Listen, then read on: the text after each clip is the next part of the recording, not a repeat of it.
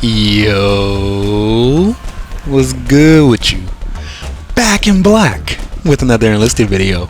If you guys are new to the channel and you love shooting games just like me, make sure you aim for that like button and shoot that subscribe button as well.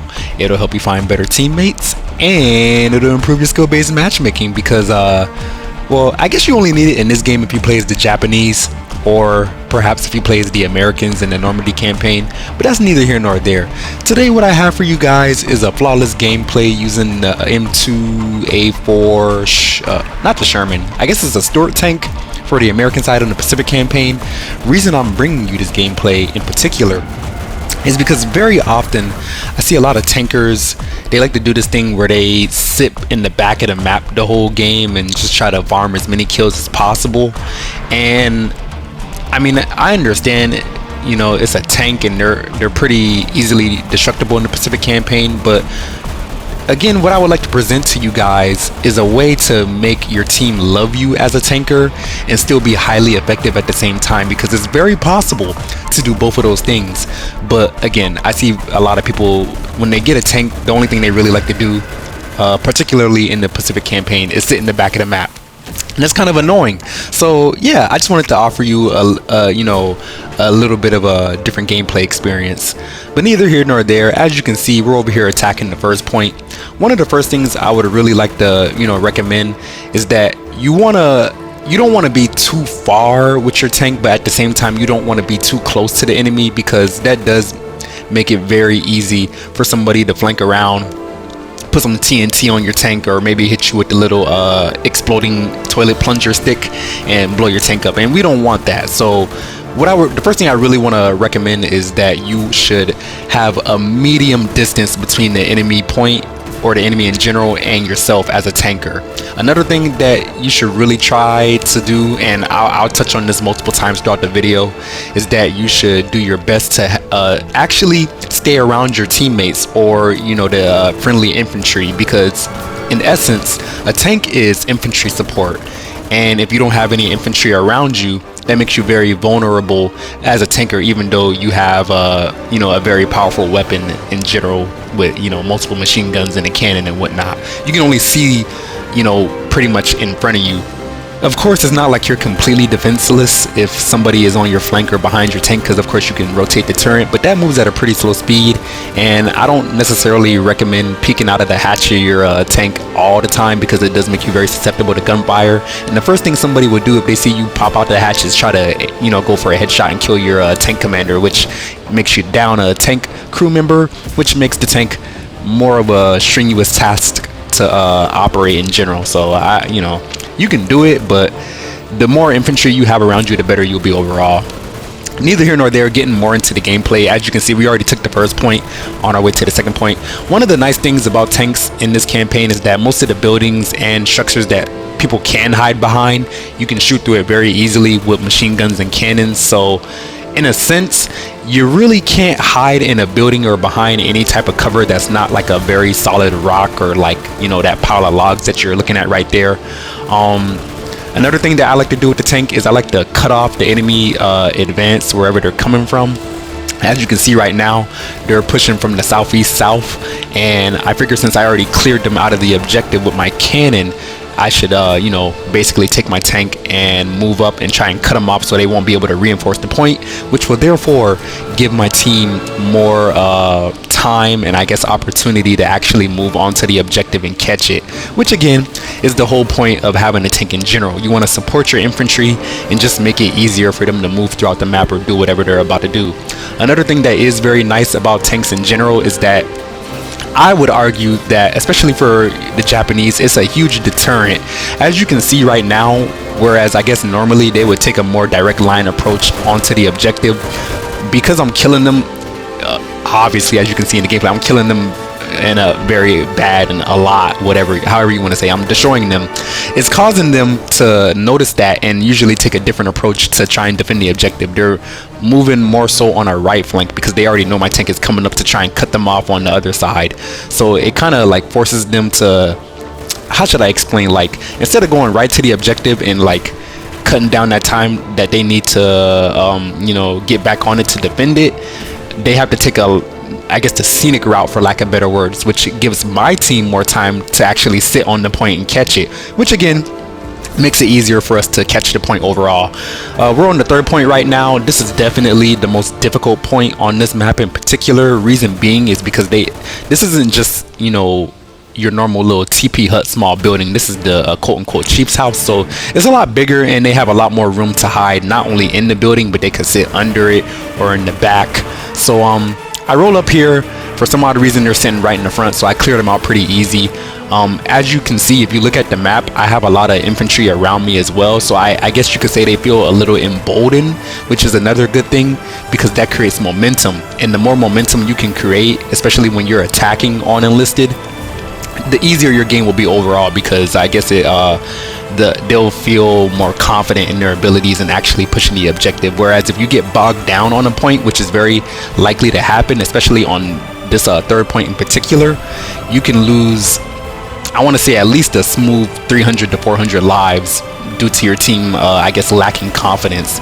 And there's a lot of open ground from you know, this road that I'm on right now, from that to the actual point, so I guess what they like to do is use that as a little buffer zone to shoot infantry. And the Japanese, they're typically really good at long range combat, so the more you can help your team close the gap by providing, you know, I guess mobile cover. Because if you look, or maybe it was a little earlier, some dude was actually sitting on the back of my tank using me as cover, so that's good as well. Not only is it like good firepower for your team, but you can also be used as mobile cover as well. And within the recent updates, it actually made it so that teammates are able to get into your vehicle. So in the instance you did lose a teammate, or you needed somebody to man your machine gun, a random teammate very well could hop on your tank and, you know, do that. But yeah, as you can see, like I said, the whole thing with me is like, I don't want to be too far, but I don't want to be too close at the same time. Kind of keeping a good little no man's land between me and the enemy, and hopefully anybody who does try to rush my tank, my friendly infantry will take them out for me, which again is the whole point, you know, working in cohesion and working as a team, which I play solo for the most part in this game, so it doesn't happen too often, but when it does, this is when I get games like this where I go flawless and I basically don't have to do much but just support my team the best way I can. And another thing at this point, as you can see, I already ran out of HE rounds, so I'm mostly using the AP, which, I mean, like on certain tanks I've seen AP get multi-kills, but for the most part you're really only going to be shooting one person at a time if you're using AP rounds. AP rounds are meant to shoot other tanks, so it's not so great against infantry. So if you're ever at that point, yes, I would recommend popping out of the hatch and using the machine gun that is not only on top of your vehicle but also mounted on the inside. That way you can still keep your firepower up, even though you don't necessarily have a cannon meant to deal with infantry anymore. And yeah, this is definitely one of the longer points to take. I don't know, for some odd reason it seems like a lot of my teammates died on the way trying to move to the point. I guess again because there's a lot of no man's land between the objective and where I am, so I guess they get shot. They also tend to come down from the left flank on this point I saw, so typically depending on which way they're coming from, you want to angle your tank that way and kind of again create like this little buffer zone where you can cut them off, and maybe your team will move in from the other side and actually get onto the point, because that's the whole point. You just want to create enough havoc so your team can move up and play the objective, because since you're in a vehicle you're not able to actually capture anything, so the more damage you can do, the better your team will be for it overall. And as you can see, we already caught this point. We're moving on to the second to last one. For some odd reason they decided to bunch up, which makes it really easy for me. So even though I only have AP rounds, I can still kind of just spray the whole general area with my two 30 cal machine guns, kind of clear them out pretty fast. This point, in my personal opinion, is actually pretty easy to take. You just kind of got to move in on the left flank, or since I'm doing such a good job, as you guys can see in the gameplay, the team could simply just move up behind me and use me as fire support, which I'm going to assume they're doing since we won the game so easily. And granted, I did have two-star generals on my team. I'm obviously a marshal, so I'm not going to say like they had any marshals or anything on their team, which obviously that plays a part in maybe their morale and effort in general. But I have seen some really good players on PC who are nowhere close to being a marshal, and they still gave us a pretty good run for your money. So you know, I'll be uploading gameplays like that later. I just wanted to show you guys this again so you could understand that you don't necessarily have to sit in the back of the map to do good with a tank, and your team will love you a lot more if you actually provide the support that I'm trying to provide in the, you know, in this current gameplay. And again, all you gotta do is just deter the enemy enough, or at least cut them off from one flank, because they're going to be like, for example, you can see right now they usually like to come down from this hill because they have a little bit of elevation advantage, and they'll just sit up there and snipe your teammates or throw nades down, phosphorus grenades or what have you, to clear them off of the objective. But since I'm here right now kind of like holding that hill, so they don't really have a chance to like do anything, they tried to switch it up and come from the right side.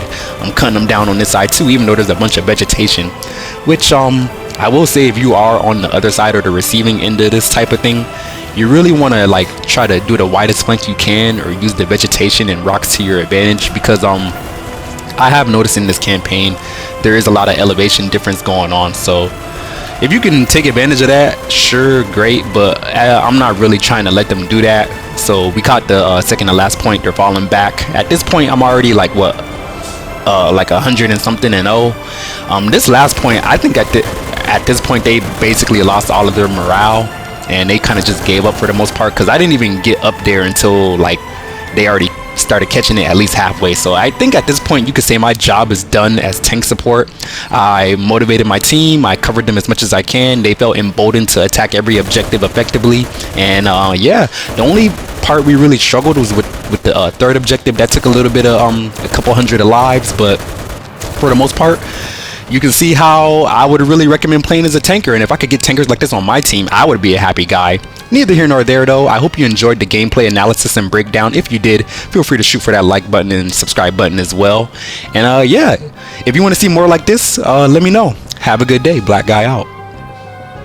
Enjoy the score as well.